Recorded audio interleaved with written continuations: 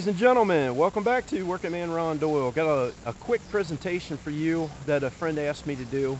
He had bought a 2004 used Econoline Ford van. He wanted to set it up for work. It was owned by a past plumber. The plumber took his upfit out of it, which was shelving and racking system. And when he got it, it didn't have anything but a sound deadening kit and E-track on the wall. And my friend was having a problem trying to figure out how to attach the upfitter kit into this particular van. And I looked online to see if I could find anything that would give me some kind of tips and tricks to upfitting this style that has that insulation, that plastic barrier with insulation underneath of it, and I didn't find anything. So I'm making this video for you to help you out and upfitting a van just like this. So we had been shopping on Marketplace for used shelving and racking systems to try to save money. I'm going to take you to the back of the van and give you a quick look at what we've got going on here. Now I'm going to add pictures into this video, the before pictures. I didn't do a video of that, so you're going to get pictures in place of it, and I'll add them as I see fit to explain what's going on. As you can see, there is an oxygen bottle in the back. That is mine. I put that in there for illustration purposes. But basically, he gave me the van to upfit it, and what I'd done was, first thing was I took out the trim that you see down here on this bottom, and we found out that the floor mat underneath, which is it's like a composite fiber, recycled fibers, that whole mat was wet, and we found out the floor was rusting underneath of it, more so in underneath the oxygen bottle area and over in this area here. I suspect that the door seals that actually go around these doors on the right side and left side weren't, either the door wasn't shut all the way or the seals weren't good enough and water had leaked in, or the past person that owned this washed it out numerous times and didn't let it air dry. So I ended up cutting the rubber mat out. I sanded the whole entire floor with a started out at like an 80 grit, went to a 120, got all the rust up, blew it out, wiped it down with lacquer thinner, and then I took sanded the floor. There was some heavily rusted area over here in this oxygen tank, heavily rusted area under this refrigerant tank. And what I done was sanded it. I did 2 layers of fiberglass resin and fiberglass matting under both of these areas that come out to this high rib that was right here, and there was a high rib right here. I had to buy a quart of Bondo because there was dents all throughout, and I wanted this plywood floor. I wanted this plywood flooring that you see right here, which is an ACX 1/2 inch. I wanted that to be level on the seams so that when I used nut zerks to hold it down, there was no indifference and waviness in the floor. I can tell you this is the primary door on this van. This is the secondary door. Secondary door would have this interior latch. This is the side that's going to get used the most, and I found out there was more damage on this area right here than anywhere in the entire van. I think a few heavy objects were landed here, and I had to use Bondo to level those areas out. Anyway, I ended up making after the fiberglass, ended up doing a red oxide primer across the whole entire floor. This van floor is 9 foot to that firewall, or that protection wall that you see that separates from the passenger and the driver to the content in the back of the van. So 8 foot is all we can buy, as long as we can buy a sheet good. 8 foot stops a foot short of that cabinet up there. It stops in front of it. So I ended up making some paper templates. Was the easiest way to do this. There's a right side and a left side, this paper template. You could use red rosin paper. This is like a lightweight craft paper. You have to find the high ribs that are continuous width all the way down the length of the van. And this particular van had a good high rib here, here, and one over here. I chose this one and basically taped half a template, and this rolls are 36 inches wide. I had to tape one length 36 inches wide and tape a couple extra pieces. Take a razor blade, scribe the lines on the side, and then I actually laid that onto the plywood to cut that side, and I did the same thing for this side. Now this side, if you can see that line, the sun's really shadowing, but you can see that line from that side. That was one whole roll, 36 inches wide, and then I cut and coped to fit the profile, even the side door. Had to take another strip of plywood and finish the front, which is about a 12-inch wide strip that goes across the whole front. I stained the plywood. You can see there's a dark wood stain on it. That is to emit any moisture that would be absorbed, or spills that would be absorbed into the plywood, because this is in essence a work van. Ended up putting the plywood in here, made sure it was a perfect fit. I had this, it's a nut zert kit, and this one is actually car product. I bought this kit a number of years ago from somebody that was actually going out of the business of selling hardware, and it basically looks like a pop rivet gun, and they give you some different components that go into this gun. I don't want to go in a whole lot of detail about this, but basically what you see there goes into this gun. These are actually nut zerks, and this part right here where my fingernail is actually compresses. So you drill the hole, you shove this in, this tool compresses over the sheet metal to give you a permanent hole where you can insert threaded bolts, whether it be an 8/32, 10/24s, 10/32, quarter 20, and they even make this in metric. This is an American kit, but basically drilling the holes, inserting the zerk nuts into the floor of the van, using the tool, compressing these zerk nuts throughout the entire van, mostly around the perimeters and this center seam that you see right down the middle, so that you can attach the plywood in a permanent way, but also allowing for replacement in the future. If for some reason someone were to take this protection mat out and damage the floor, that can be replaced. All you'd have to do is take the plywood out, trace it, cut a new one, drill the holes, and you'd have a template from the old piece to the new piece. I ended up using paper. It was the quickest and easiest way to do this, but getting the flooring done was very important prior to, you want to get the floor done before you start putting cabinets in. I'm going to go through a little bit in detail about the cabinets. Alright, now what you see is basic cabinets that an upfitter would actually install. These are used cabinets. He ended up saving some money. These were bought off of Facebook Marketplace. Alright, this refrigerant tank rack was bought from Amazon. It was heavily modified.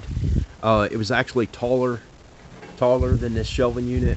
It actually went up to about the ceiling height, and I had to heavily cut and modify this, doing some relief cuts here and a relief cut, as you can see in the back, bending it in to fit the profile of the van, the back of the van, and this is the driver's side. This tank rack was a buyer's product bought from Amazon. I'm going to see if I can put a link to that into this video. This is an E-track clip, double finned clip. It was actually bolted to the buyer's product so that this tank bracket could actually be removed. It could be moved over, it could be moved back, or it could also be installed into the E-track that's in the back. Now, walking to the side of the van, how you like my door prop? Now, this was a used Marketplace find, and what I had found out was where it was cut out and designed for around a wheel well, it had a steel plate going across the bottom that supported the left leg and the right leg. This back side was cut out, as you can see right here. This cabinet was so weak that its integrity right and left would not hold its own weight without that plate being installed. I had to cut the plate out and had to make a piece of plywood, so I used a piece of maple 3/4 inch plywood as a new base plate, and it's attached. The cabinet is attached to the plywood. The plywood is attached to the 1/2 inch plywood that's as the base for the floor. So this is attached all with screws to the 1/2 inch plywood base. The upper part of this cabinet that you see is attached with a 1/4-20 zerk nut that goes through the sheet metal and through the plastic. I had some used brackets left over that I modified and did. It's got an offset bend in it, attached it, and I made 3/4 inch plywood sides that you can see right here. They're actually carriage bolted in to the side of the cabinet, and that gives strength back to the side of the cabinet that doesn't have any strength right here. I went down all the way down to the stepped area for the side of the van so that different attachment points could be anchored here, such as a fire extinguisher, levels, squares, maybe a utility bucket could be mounted onto this. This could actually be a zip tie holder mounted on the side. You could do a 4-foot level off the side of this. Ended up doing the single pack out bracket box. So you can buy these brackets for the pack out unit in singles, doubles, and triples. This is a single unit. These are great for these small boxes, but there's 2 of them here. You may ask why did I not go all the way down, and we have good reason for that. There's clearance between the door and this pack out box to mount this in relation to the door itself. Now, the reason that I wanted it at this height and I didn't go down any further is this void is a crucial void to actually get back to the handle and to the door lock that you see right here. You can still get your hand in here and open the door up from inside the van. So this measurement was crucial in the placement of these 2 boxes. Now, on my service truck, I usually use this for a set of extra clothes, extra socks, a drying towel, and a bag. If something happens on the job, you get wet and nasty, I always have one of these kits on each truck. This just happens to be a hardware kit that I've got made up for my service truck. This is put here strictly for illustration. This box is an Adrian steel. It actually has pull-out bends that you can actually take to the job with dividers, which is a very nice option. Key lock. This is the actual lock holding device. You lift it, and that allows these drawers to slide out. Seems like it needs to be oiled. These were bought used. This slide bar actually keeps the drawers from coming out. You have a shelf at the top, a shelf in the middle, and you have this area here for whatever else you want to store. Now, looking at the way it's attached, I showed you this attachment point. I did an offset bracket that you can see up here. That's actually bolted to the headboard. The reason I bent that up and over is the distance from here to the floor is greater than 48. So this void right that you see right here, from here to the ceiling right here, is right at 48 inches. You have approximately 2.5 inches between the back of this cabinet and the back side of this shovel to actually get sheet goods. If you wanted to take a sheet of duckboard, rip it in half, a sheet of plywood, rip it in half, you can slide it right in here and free up your capacity for the back of the truck. I've got a 4-inch dryer duct storage for here, which is actually a piece of 6-inch PVC pipe. I have a piece of 4-inch PVC pipe that we're using to store Unistrut. I have got a piece of 1.25 inch. As you can see, there's a piece of 1.25 inch. That's to hold a pack of fish sticks. I've got a 2-inch piece of PVC that you can see there. That is to hold a 4-inch trench shovel. That is right here. I've got another piece of 2-inch pipe for a round point shovel. I'll go ahead and slide that out so you can see a little better. And these pipes are staggered with unistrut bracket. So the one at the top I couldn't get a unistrut bracket for. I actually made it out of 5/16 all thread and bent them round. It's affixed in 2 points, front and back. Has a cap on the end, so this dryer vent piping does not scar the wall on the opposite side. This pipe has a cap so that these don't punch through the van and dent the van on the driver's side if somebody slides these in too hard. This is the 1.25 inch. I believe this one does not have a cap, doesn't really need one. This holds the 5-foot fish rods, fish sticks for doing electrical work. The 2-inch piece of conduit is for your 4-inch trench shovel. I've got another piece you can see right in the back, holds a house broom. Then we've got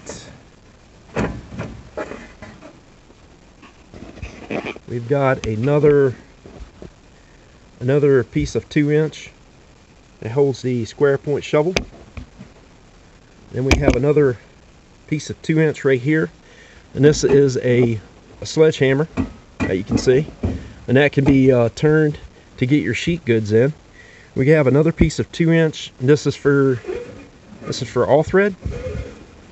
And then we have 2 pieces of 2-inch that are lined up for a 2-handled post hole digger. Let me see if I can get a better angle on that so you can see it. So those 2 measurements for the 2 pieces of pipe that you see have to be a certain distance apart. That's going to vary by the post hole digger that you own and how far apart you have to put these to actually get that to work. Now, this can be a little bit tricky getting all this content back in here, and with a little bit of patience you can get a lot stored on this back wall.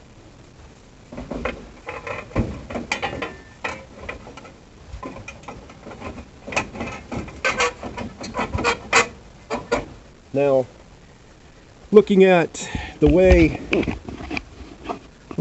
that this barrier wall separates the passenger and the driver, it is on an angle. This does give you a little clearance for your angled shovels to angle this direction. Now, in looking at this, when we shut this door, there's plenty of room back there to shut this door without impeding any shovel tip that you would see. So, got the excess of rubber, the pieces of that were cut off from this job were actually attached in the voided areas. Got one there, extra cut off piece back in that corner. Now you may ask, Ronnie, well, okay, well, you don't have anywhere for sheet goods in this particular van, and I would need to carry 4x8 sheets or 4x8 sheets of ductboard. Well, if you look at this distance right here from the top of the cab to this mat, you've got right at 48 inches. You could slide your sheet goods in here, lay your sheet goods against this shelving unit, and you can secure from this shelving unit from here down to that end and secure your sheet goods against this side. You have between the width of that cabinet and the facing of that cabinet to put sheet goods all the way across there. Now, the dimension from this shelving unit that you see here to the shelving unit that you see over here is less than 48. He has 40.5 inches from shelving unit to shelving unit. That 40 inches was a crucial measurement for him because he wanted to be able to put a condensing unit, AC condensing units, in the back of this van and have the clearance between shelf to shelf. So I was able to accomplish that. A little bit more detail on how these shelving units are actually attached to a van with an insulated wall, and you have E-track. So all your upfitter connection points, your steel ribs that are in this van, are all covered up, so you can't utilize them because you don't know where they're at. It's the same way on this side. Everything is totally covered up. What I actually done, I had two plans. Okay, first plan was I ordered these clips from Amazon. You can see that. These clips are a 2,100 pound weight rating, and they have a metric bolt, a washer, and it's shouldered. And what I've done in the past was I actually made this bracket up that you see right here. This is a piece of shallow unistrut. This is a piece of 1/4 inch by 1.5 inch flat bar, and it is welded, as you can see right there. It's welded to the unistrut. Now, the way that clip bolts in, there's a hole drilled in this flat bar. You can see the lip where that bracket actually is right there. You have to have your hole pretty precise and the hole diameter precise so that this clip will bolt onto this hole. This is a very good holding point for a shovel rack. If you're using a shovel rack in a horizontal configuration, like I have there, but it's in the back of my service truck. Let me show you a picture of what that looks like. Alright, what you see right here,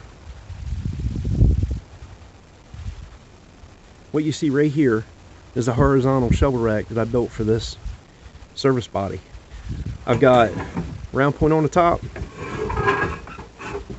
I've got square point on the bottom, I've got a slope tapered trench shovel, I have a broom in the back, and I have a root cutter bar on the bottom, all consisting with 2 inch, 1.25 inch PVC, 2 inch PVC, 2 inch PVC, 2 inch PVC, 2 inch PVC.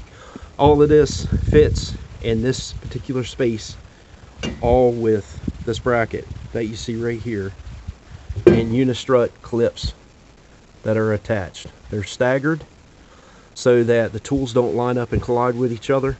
This is an example of what you can do with unistrut, with this bracket and a piece of flat bar welded to a piece of unistrut. That's what you can accomplish, keeping all your shovels and your brooms, trench shovels, your cutter bar off the bed of your truck. It's an awesome idea if you carry all this stuff in the wintertime, because I've had frozen shovels stuck to the bed of this mat and could not do my job. Getting back to this van, I could not use this idea in this van. There is no hold retention.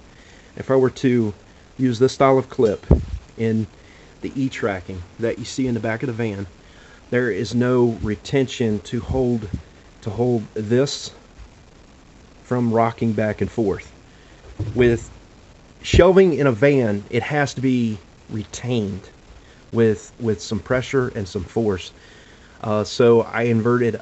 I did a different fashion of attaching this. It's an experimental. I will do update videos if this ever fails. I will let you know. We have a rub board, which is actually a 1x4 going across the top. Hopefully you can see that. My automatic lighting is messing up on me. I've got a piece of foam in the back, piece of 1x4. It's got wood stain on it. It's screwed through the facing of the back of the shelf. That is a rub board to prevent squeaks as you are traveling down the road.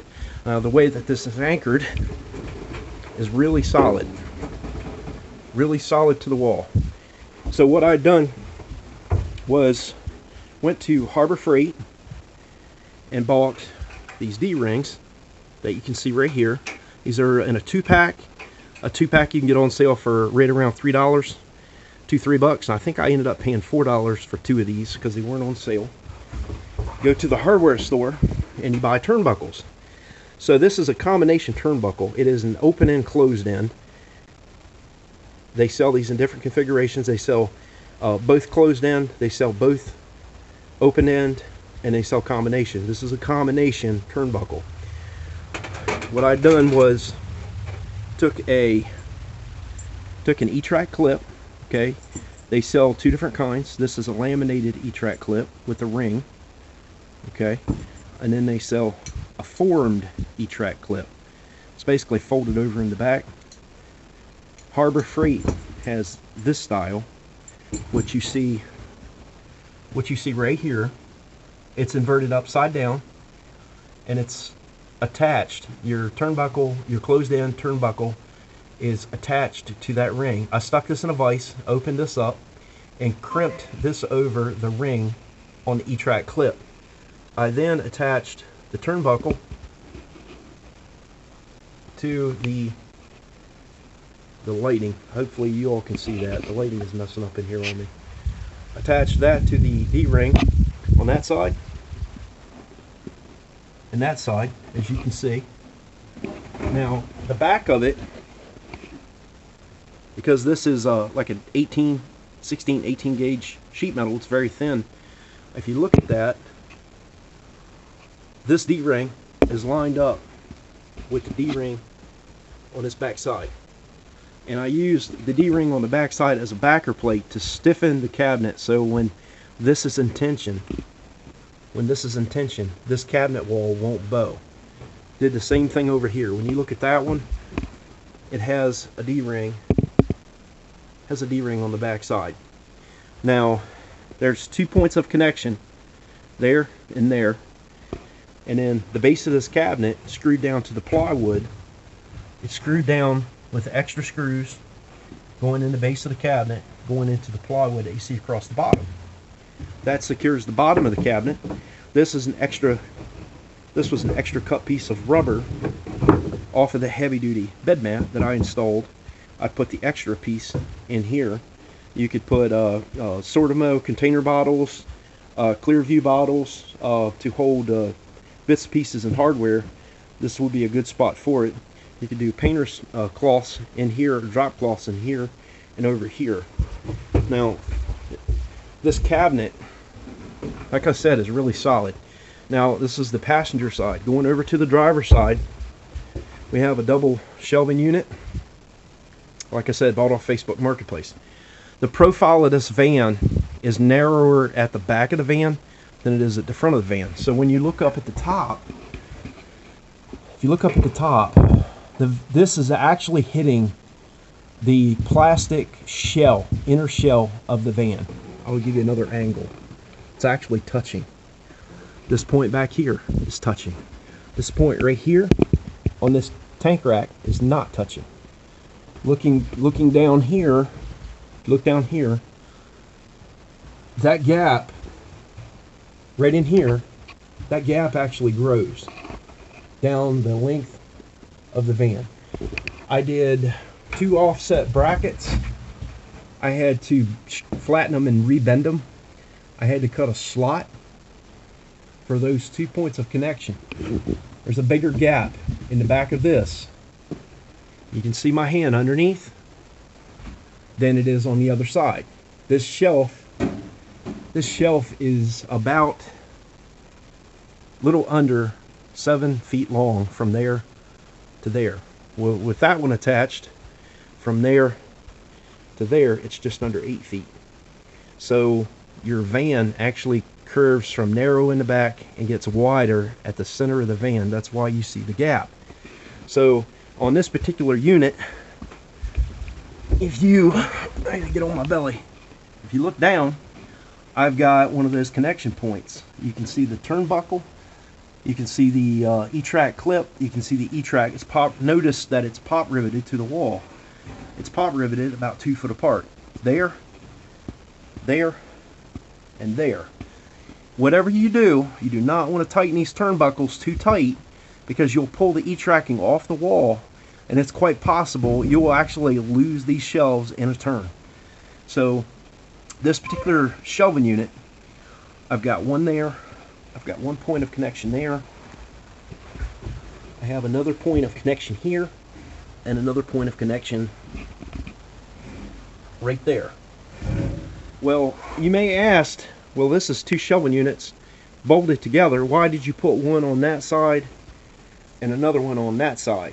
The reason why is you have equal stability. If one of them gives way, if for some reason that clip pops off, which I don't anticipate it, the other one will help carry it. Now take a note, for some reason, and I checked the measurements, this shelf is actually set the same as the one on the other side. This E-track on this side is actually set up a little bit higher than the passenger side of the van.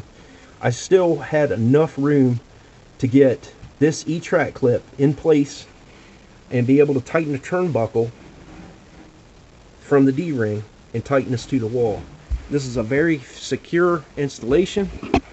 I'm gonna set you up so you can actually see this. All right, you're looking at it. You're looking at this whole shelving unit. I got you on wide angle right now. I'm physically shaking the whole entire van. I don't think this will ever come off this wall. As long as those brackets at the top stay secure and you have a point of connection at the back where it's hitting the plastic, this thing ain't going nowhere. So, another little tidbit that I had to do to this van, and I'll give you a little back view on this. This area right here is the area you would slide your sheet good in as a void. You can also do some storage back in here. Your other sheet goods, that would be half a sheet good, would be sliding through here. Now if you're looking at these unistrut clamps and these rigid pipe clamps, you can see how I've staggered them. Top one is 5/16 on a 6-inch PVC pipe, schedule 40. This is a 4-inch schedule 40. This is a mineral-lac strap, a 4-inch mineral-lac. That's a 1.25 inch unistrut. This is a 2-inch number 5 rigid PVC pipe strap. That's a mineral-lac strap for 1.5 inches. You can see how I've staggered them, and that's so that the tools at the very end don't collide and you have room. Another mineral-lac strap. This is another one of the 2-inch number 5s. I'll show you a close-up of what that strap looks like. There's another mineral-lac strap. I'm sorry, this one's a unistrut strap for 2-inch rigid. All of these, if you've noticed, do not have caps on it until it comes up to that one, that one, that one, and that one. The only time I would put caps on it is when you know whatever item you are sliding down it will puncture the sidewall of the van. The cap is a little extra protection to keep you going through the side of the van, such as for the unistrut, all thread, your big pipe up here. If somebody gets carried away and puts a ground rod driver in here, you won't have to worry about having damage on that side of the van if you put caps like I did on the top 4. Now the strap that you're seeing on this one, that one, that one, that one, that one, and so on, is this strap right here. It actually has a little bit of a standoff on the back side of it. It is sold as a 2-inch EMT or 2-inch HW. You can see that strap. Brand name. These were bought from Home Depot. They're about $3 to $4 a piece. They have 1/4 20 bolt, carriage bolt in the very end of it. So with a square hole and a round hole, so you only need 1 wrench to tighten them up.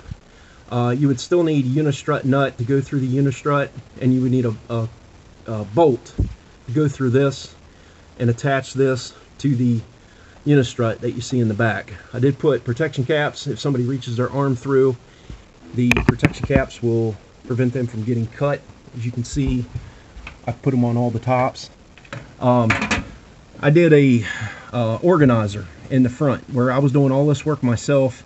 This was something I left in place so you all could see how you could work by yourself and get something like this done. If you have to attach a bolt from the far side to the back side and you don't have anybody to hold a wrench, what you can do is pinch this up against the sheet metal, put a neodymium N52 magnet to the wrench that will hold the back side of the bolt, so you can go in the cab and tighten the nut part of this bolt.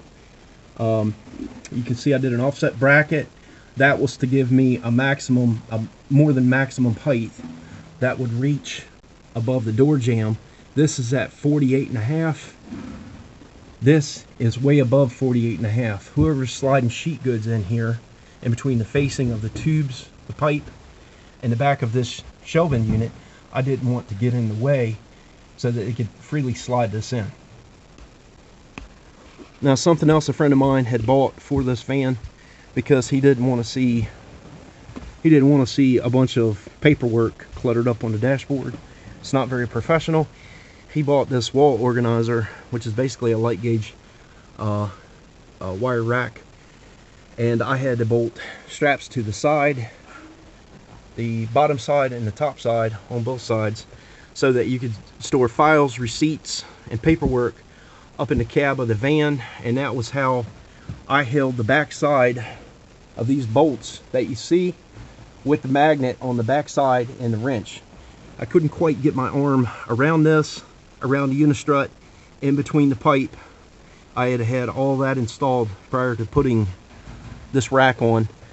As you can see also over there, you can see the unistrut ties up that side. This would have been hard to get to. There's not enough angle to get my arm around that to put my arm and wrench on the back side of that nut right there.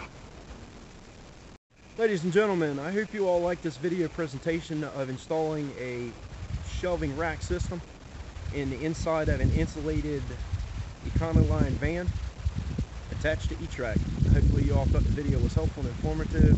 If you did, I appreciate you giving me a big thumbs up. Consider subscribing to my channel for future things that Working Man Ron Doyle does. Until the next time, stay safe. God bless. Y'all have a wonderful day.